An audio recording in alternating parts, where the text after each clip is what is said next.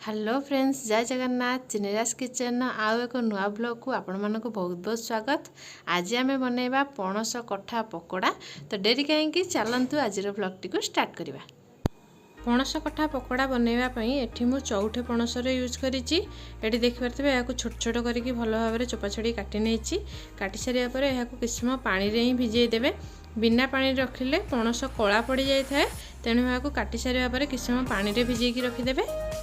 पणस कठा पकोड़ा बनैबा पई प्रथमे आमको पणस को हल्का सिझेबा पई पड़िबो। देखि परथु मेडी प्रेशर अल्प पानी नेछि। प्रथमे आमे गैस को ऑन करिकि पानी को हल्का गरम करि नेबा।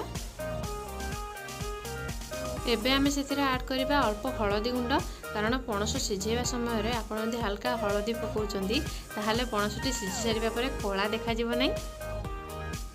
एबे आमे एथिरे जे पणस काटिकि रखिथिले ताकू एथिरे देइ नेबा।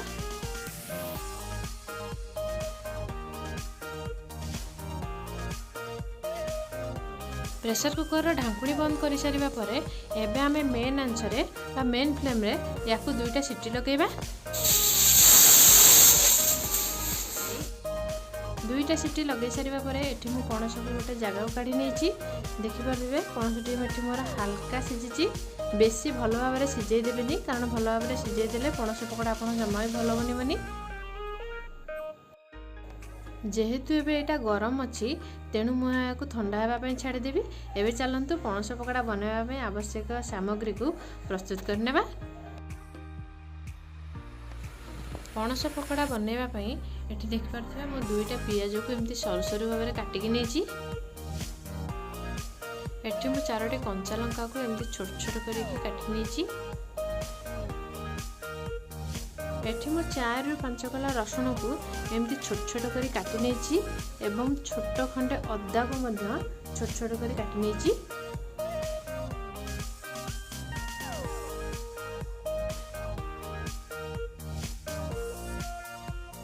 पणस कठा ठंडा हो सारिबा परे याकू मु हल्का हल्का करिकि फिटै नेछि। देखि परथबे मु जेमती ही फिटैछि सेमती याकू हल्का हल्का फिटैबे। बेसी चकुटी देबेनी, नल नै पणस कठा जम्मा भी भलो बनिबनी। एठी मु एबे 2 रु 3 बड़ चामच कॉर्नफ्लावर ऐड करिछि। बेसी कॉर्नफ्लावर पाउडर एठी देबेनी, नहले आपणकर पणस पकोड़ा बा कठा जम्मा भी क्रिस्पी बनिबनी। एबे एथिरे स्वाद अनुसार अल्प लूण ऐड करिनेबा। एठी आमे एबे ऐड करिबा काश्मीरी रेड मिर्ची पाउडर, जोटा कि सुंदर कलर देवा सहित खूब कम राग लगी थाए। एठी एबे आमे ऐड करिबा चिकन मसला, जहा कि आपन को चिकन फ्लेवर दबो, नै तो एठी आपन करी पाउडर भी ऐड करि परिबे। एबे आमे एथिरे काटि के रखितबा अदा और रसुण को ऐड करि नेबा। एबे आमे एथिरे काटि के रखितबा कंचा लंका को दे नेबा।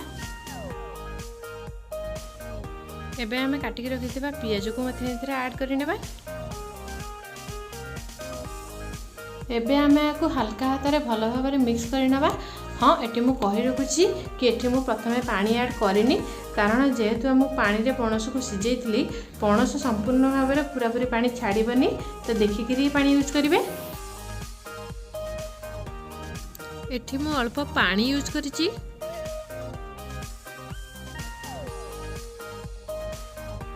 एठी हमर पकोड़ा पई बैटर प्रस्तुत हो गला। चलंतु एबे पणस पकोड़ा बनैबा स्टार्ट करिबा। प्रथम एक कड़ाई को गैस ऊपर रखी यहाँ को भलो भाबरे गरम करनेबा। देखि परथबे कड़ाईटी हमर एबे भलो भाबरे गरम हो सारलानी। एठी मु पकोड़ा छाणीबा पई सोरिष तेल यूज करिछि। आपण चाहिले या बदल रिफाइन तेल मते यूज करि परिबे। कड़ाई रे तेल हमर एबे भलो भाबरे गरम हो सारलानी। एबे पणस पकोड़ा को आमे एथिरे छोट छोट शेप करिकि छाणी नेबा।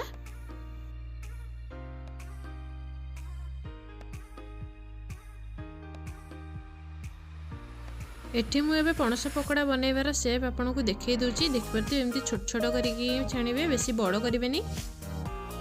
पकोड़ा पकै सारिबा परे एहा को हल्का ब्राउन हेबा पर्यंत हमको एकड़ सेकड़ करिकि छाणी नेबार अछि।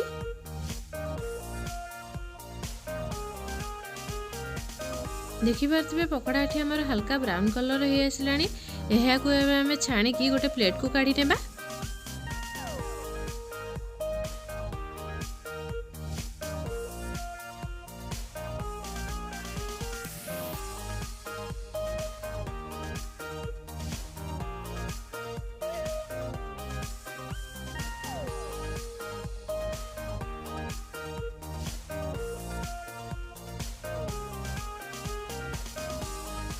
एबे आमे सेम प्रोसेस रे बाकी थिबा पकोड़ा गुडी को मध्य तेल रे छाणी नेबा।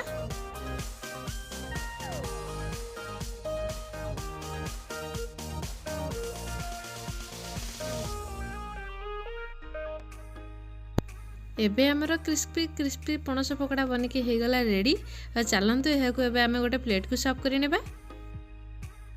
पणस कटा पकोड़ा को आपण माने पुदीना चटनी किंबा टमाटो सॉस चिली सॉस सहित खाई परिबे। आपण माने भी थरे निश्चय ट्राए करंतु। आशा करे आपण मानको आज भिडियोटी बहुत भल लागिवो।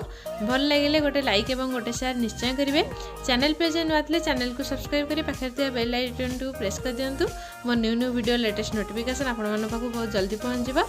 रहउची नमस्कार, जय जगन्नाथ। पुन देखा गोटे न्यू व्लॉग रे।